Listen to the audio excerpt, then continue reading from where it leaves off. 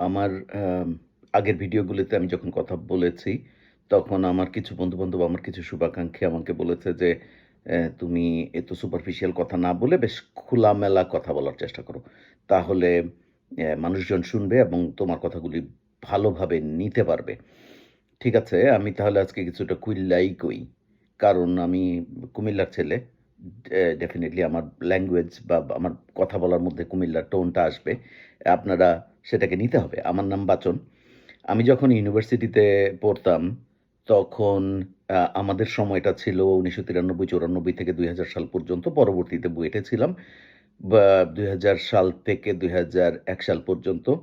তারপরে আমি অবশ্য ব্রিটিশ আমেরিকান টোবাকোতে যোগদান করি। যে সময়টা আমরা ইউনিভার্সিটিতে ছিলাম, সেই সময়টা ছিল বিএনপির যুগ।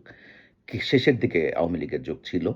তো বিএনপির যুগ থাকা এবং ঝাঁকড়া চুলওয়ালা, সুঠামদেহী হাবিবুর নবী খান সোহেল আমাদের হলের ছাত্র ছিল। তো উনাকে দেখে বা কলেজে থাকা অবস্থায় একবার ৯০ এর আন্দোলনের সময় উনি একটা বক্তৃতা দিয়েছিলেন। সেই বক্তৃতার পরে এবং পরবর্তীতে উনাকে যখন সামনাসামনি হলে দেখি, আমি ফজলুল হক হলের ছাত্র। উনাকে দেখি, তখন আসলে এক ধরনের উদ্দীপনা ভিতরে কাজ করত। তারুণ্য অ বিষয়টা তখন ছাত্রদলের প্রতি এক ধরনের একটা মোহ তৈরি হয়। পরবর্তীতে আমরা যখন চাকরি জীবনে আসি, আমাদের ফ্যামিলি প্ল্যানিং এর প্রায় ৪৫,০০০ মাঠ কর্মচারী যারা উন্নয়ন খাতে ছিল, তাদের রাজস্ব খাতে স্থানান্তরের বিষয়টি নিয়ে আমি তখন একটা ইমোশনাল, এই গল্পটি আমি পরে বলব।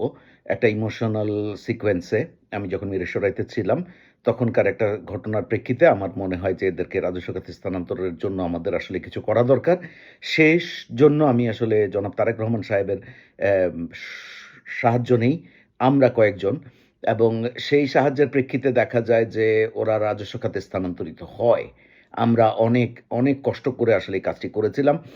তো পরবর্তীতে সেইজন্যে বিভিন্ন কারণেই আসলে ছাত্রদল বা বিএনপির প্রতি আমার এক ধরনের দুর্বলতা কাজ করে। সেই দুর্বলতাটা অনেকের কাছেই প্রকাশিত।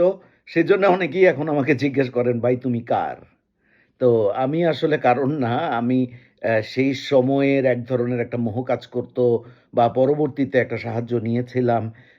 কিন্তু আমি আসলে কোন রাজনৈতিক দলের ব্যক্তিগতভাবে সমর্থক না। আমি এন্টি এস্টাবলিশমেন্ট বলতে পারেন। শেখ হাসিনা যতদিন ক্ষমতায় ছিল আমি এন্টি এস্টাবলিশমেন্ট। তবে ৯৫ সালের দিকে যখন আওয়ামী লীগ ক্ষমতায় ছিল আমি সেটার খুব বেশি সমালোচনা করি না। তো আজকে আমি যেটা বলতে চাই সেটা হচ্ছে যে বিএনপির কিছু ঐতিহাসিক ভুল আছে।